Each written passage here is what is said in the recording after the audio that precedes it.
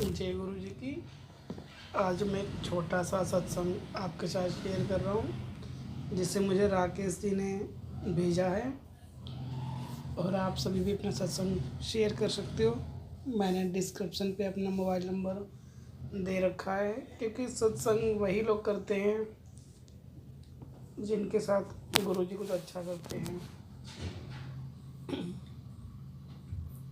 आरंभ में बड़ी निम्रता और हार्दिक श्रद्धा के साथ सर्वशक्तिमान गुरु जी से दिव्य आज्ञा लेता हूँ और अपने अनुभव को साधारण शब्दों में व्यतीत करने के लिए मैं जानता हूँ कि मैं इतना सक्षम नहीं हूँ और ना ही इतना सर्वशक्तिमान गुरु जी की विशाल दीक्षा का मैं अनुग्रह कर सकूँ।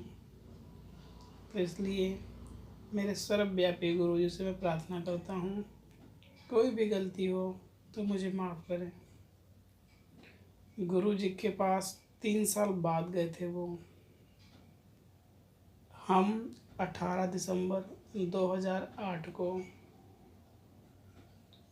राकेश अंकल और उनके परिवार के साथ एक बड़े मंदिर गए और मेरी पत्नी नीरा और बेटा मलिक भी साथ में है। यह बताना उस दिन हम कैसे गुरु जी के दरबार पहुँचे थे।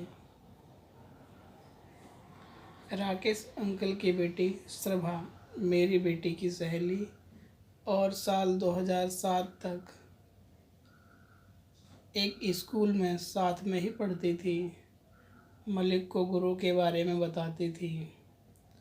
उसे बार बार चलने के लिए भी कहती थी, पर हमारी इनमें कोई रुचि नहीं होती थी और हम इसके लिए मलिक को प्रोत्साहित नहीं किया करते थे।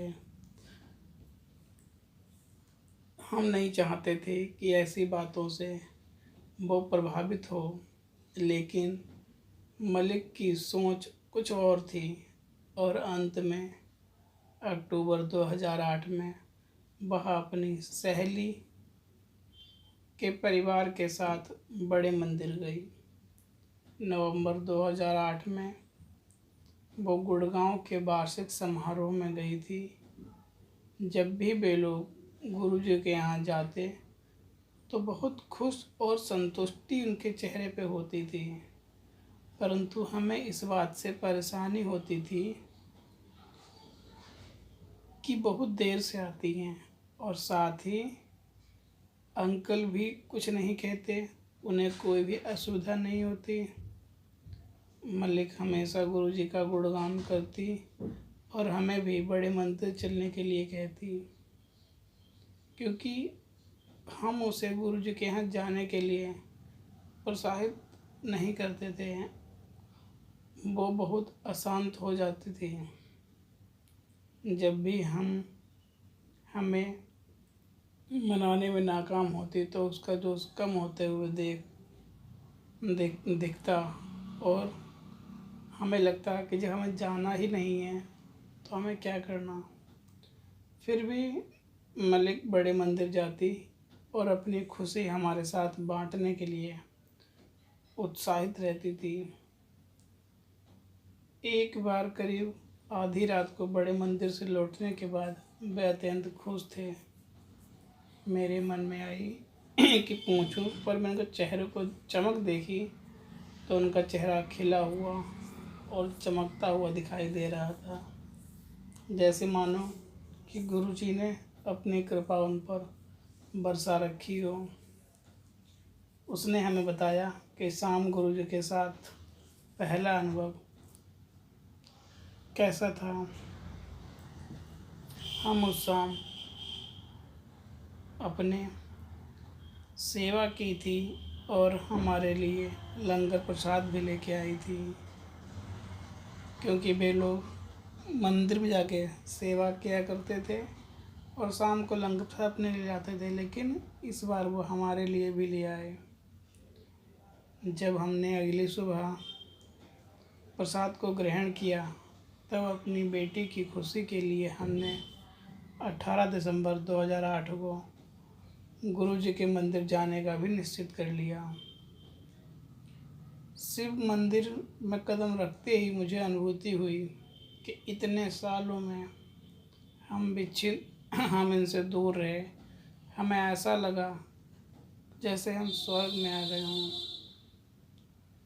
और जो मेरे मन में शांति और निर्मलता थी, वाकई शिव जी की भव्य मूर्ति और शिवलिंग की तस्वीर देखकर हम भी चकित हो रहे थे कि इतना बड़ा शिवलिंग, साथ ही वहाँ पर इतनी सकारात्मक ऊर्जा। मेरे मन में जो हर समय मेरा मन भटकता रहता था, वहाँ पहुंचकर एकदम शांत, कोई भी टेंशन नहीं रह गई, कोई भी मेरे मन के अंदर उछाल नहीं हो रही थी, ना ही कोई चिंता हो रही थी।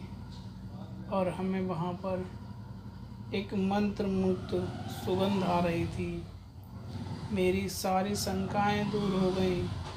मेरा अहंकार, जिसने मुझे इतने सालों से गुरु जी से दूर रखा और उनके बुलावे से दूर रखा, एक पल में विलीन हो गया। मैंने गुरु जी को संपूर्ण शर्त रहित समर्पण कर दिया। राकेश अंकल कहते हैं कि एक प्रसाद का काम किया कि जिसने हमें गुरु जी की आध्यात्मिक महिमा और कृपा समझाने में सहायता की थी। उस शाम हमने उस शब्द में लंगर का आनंद उठाया और फिर जब घर वापसी आए, तब मेरा मन इतना ज़्यादा एकदम शर्मिंदा से हम हो रहे थे कि जो लड़की हमें गुरु जी के पास लेकर जा रही थी, हम उनकी बातों को क्यों नहीं समझ रहे थे और हमारे मन में ऐसी क्या दुविधाएं हो रही थी। लेकिन हमें अपनी गलतियों का एहसास होने लगा था। गुरु जी के साथ जब हम पहली बार संपर्क में आए, तो हमने हमारे घर में एक छोटा सा मंदिर है और जिसमें हमने कई देवी देवताओं की मूर्ति रख रखी है। जिस शाम को हम बड़े मंदिर गए थे, उसकी अगली सुबह मैं अपने दैनिक पूजा में बैठा और सारे देवताओं के साथ हाथ जोड़कर आज्ञा ली और भगवान गणेश की मूर्ति छोड़कर सारे शेष मूर्तियाँ मंदिर से मैंने पास के छोटे शिवलिंग था, मैंने अंदर रख दिया और उनकी पूजा मैंने बहुत सालों से नहीं की थी। मैंने शिवलिंग को धोकर साफ़ किया और अपने मंदिर में रख लिया। इससे पहले कि मैं अगरबत्ती जलाता था, मुझे पता था कि एक बड़ी सुहावनी सुगंध आएगी।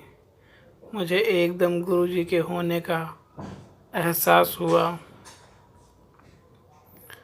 और मैंने अपने तरीके से अपना एहसास करने के लिए उनकी सुगंध ऐसी एक सूचक थी कि मेरे गुरुजी मेरे पास उनकी आज्ञा के बिना मैं कुछ नहीं कर सकता। जिन पर गुरुजी की कृपा होती है, वे ही गुरु मंदिर जाना और सत्संग शेयर करना कर पाते हैं, क्योंकि मैं जान गया कि इस संसार में गुरु से बढ़ कोई भी नहीं है। इसलिए मैंने एक साल में हमारे बहुत से मित्र और बहुत से रिश्तेदारों को हमारे घर आए, पर किसी को भी गुरु में रुचि नहीं दिखाई दी। लेकिन मैंने उन्हें अपने गुरुजी के साथ जुड़ने के बारे में बताया और उन्हें उनके बारे में समझाया कि गुरुजी क्या हैं।